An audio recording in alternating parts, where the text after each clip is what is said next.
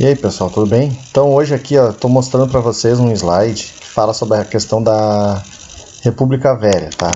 Lembrando que a República Velha teve uma influência muito grande do positivismo. Então a gente até comenta sobre a questão da bandeira nacional, que tem o lema positivista Ordem e Progresso.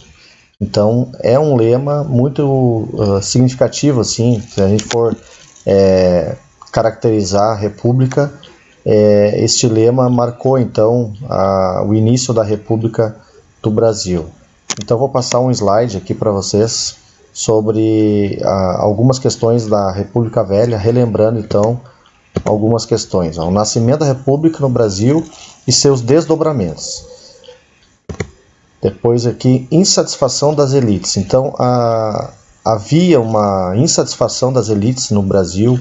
E quem eram essas elites? Aqui mostra então que eram grandes proprietários de terra, empresários, grandes comerciantes. Então já estavam descontentes com o regime de monarquia, estavam buscando então uma nova forma, um novo regime, e estava em curso então um movimento republicano. Aqui mostra as disputas pelo poder político. A gente viu aqui na Guerra do Paraguai, por exemplo, ali em vermelhinho, mostra que os militares saíram fortalecidos da guerra e queriam participação na política, né? Então a monarquia não proporcionou isso para eles e eles então estavam em conflito, vamos dizer assim, com o imperador, tá? Depois aqui a relação entre o imperador e a igreja ficou abalada porque parte integrante dos apoiadores do imperador, eles eram da maçonaria. Então isso gerou um descontentamento da igreja. Então gerou um conflito entre o imperador e a igreja também, tá? Depois aqui o crescimento do movimento republicano, como eu falei, esse movimento foi muito importante para pressionar para a ocorrência, né, do fim da monarquia. E por último ali, em laranja, com a abolição da escravidão, a monarquia perde apoio entre os escravistas. Os militares no poder, então, após tomarem o poder, os militares expulsaram Dom Pedro II do Brasil. Lembrando que os dois primeiros militares ali, os dois primeiros presidentes eram militares, então Marechal Deodoro da Fonseca e Marechal Floriano Peixoto. Aqui a Constituição Republicana, muito importante, porque houve algumas mudanças bem significativas. Se a gente for comparar com a monarquia, as províncias se tornaram estados, né? Porque qual é a diferença entre isso? Os estados eles têm mais autonomia política. As províncias eram muito submetidas ao poder do imperador. Então isso foi uma mudança bem importante. Depois a divisão do poder executivo, legislativo e judiciário, saiu aquele poder moderador que havia na monarquia. Depois aqui o mandato do presidente fixado em 4 anos, a gente viu que na monarquia isso não existia, era o cargo vitalício e hereditário. Depois as eleições diretas e voto não secreto, isso é importante, né, porque era o voto aberto, então isso dava margem assim, para corrupção, tá?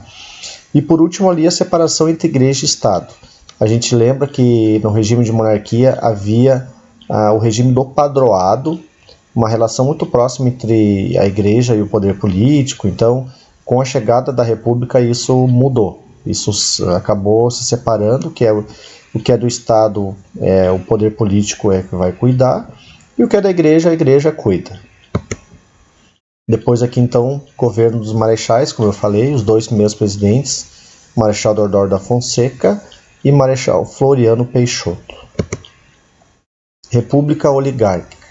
Política dos governadores. Essa política dos governadores aqui é uma relação de interesse entre o presidente e os governadores dos estados. O presidente, querendo que aprovasse as suas medidas, ele chegava nos governadores, fala lá com os deputados da sua região para aprovar no Congresso as minhas medidas.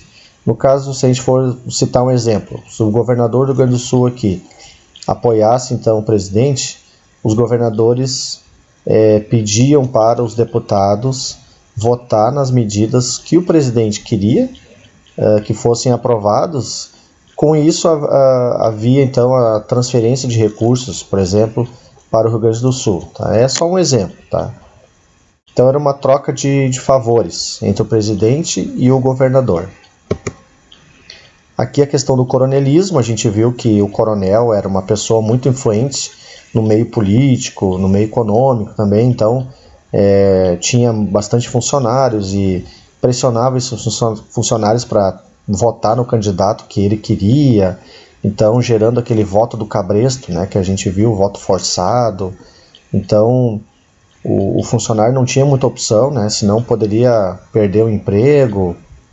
Então era uma pressão muito grande do coronel, né?